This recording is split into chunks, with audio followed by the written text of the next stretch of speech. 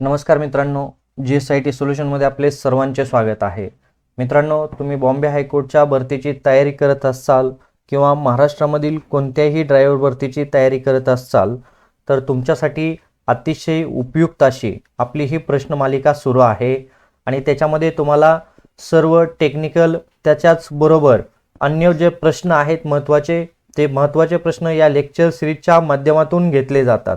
त्यासाठी मित्रांनो व्हिडिओ व्यवस्थितपणे शेवटपर्यंत पाहायचा आहे आणि सगळ्यात महत्त्वाचं म्हणजे तुम्हाला जे प्रश्न विचारले जातात त्या प्रत्येक प्रश्नाचं जे उत्तर आहे ते उत्तर मित्रांनो प्लीज कमेंट करत चला. आणि तुम्ही अजूनपर्यंत आपल्या चॅनलला लाईक, सबस्क्राईब आणि शेअर केलं नसेल तर प्लीज आपल्या चॅनलला लाईक करा, सबस्क्राईब करा आणि सगळ्यात महत्त्वाचं म्हणजे बेल आयकॉनचं बटन दाबायला विसरू नका. तुम्हाला अशाच टेक्निकल प्रश्नांची PDF हवी असल्यास आपल्या mtechsolu.com या वेबसाईटवरती प्रश्नांची लेक्चर सिरीज जी आहे ती लेक्चर सिरीज जवळपास 500 पेक्षा अधिक प्रश्न तिथं उपलब्ध करून दिलेले आहेत. आणि सगळ्यात महत्त्वाचं म्हणजे तुम्हाला कॉम्प्युटर विषयी कोणताही कोर्स करायचा असेल तर ते देखील आपल्या वेबसाईटवरती अतिशय माफक दरामध्ये उपलब्ध आहेत. त्यासाठी मित्रांनो निश्चितच आपल्या वेबसाईटला व्हिजिट करा. वेबसाईटची लिंक मी तुम्हाला या व्हिडिओच्या डिस्क्रिप्शन बॉक्समध्ये दिलेले आहे. पहिला प्रश्न तुमच्या समोर आहे स्क्रीनवरती. तर प्रश्न बघा काय आहे.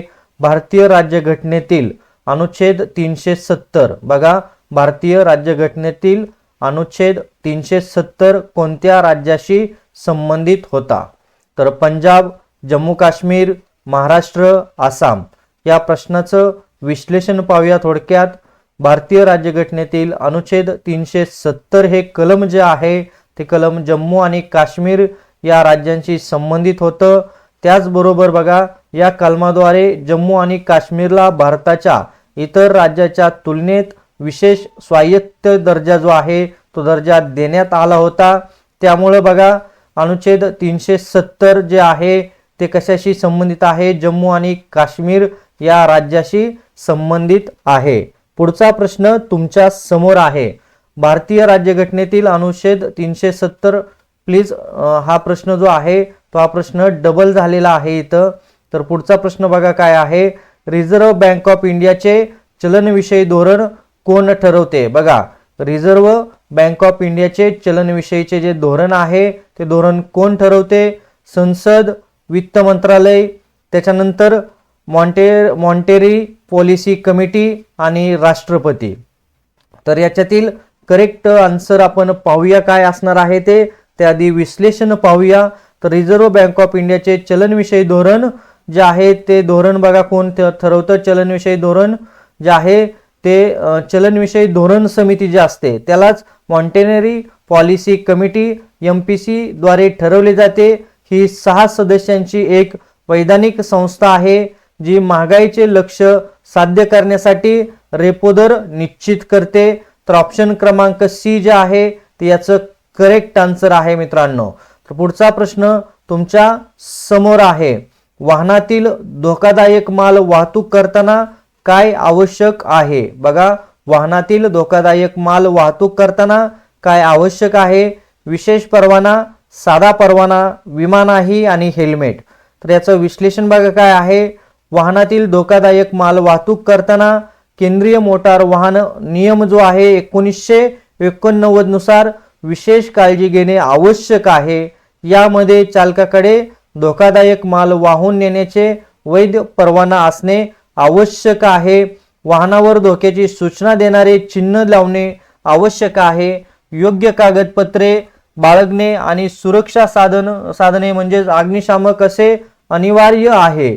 बघा की या सगळ्या गोष्टी की तुमच्याकडे विशेष परवाना असला पाहिजे त्याच्यासाठीचा ज्या वेळेला आपण जे काही धोकादायक माल वाहतूक करतो त्यावेळेला, त्याचबरोबर धोक्याचं चिन्ह गाडीवरती लावलेलं असलं पाहिजे आणि सुरक्षेची सगळी जी खबरदारी आहे ती खबरदारी आपण त्या ठिकाणी घेतली गेली पाहिजे.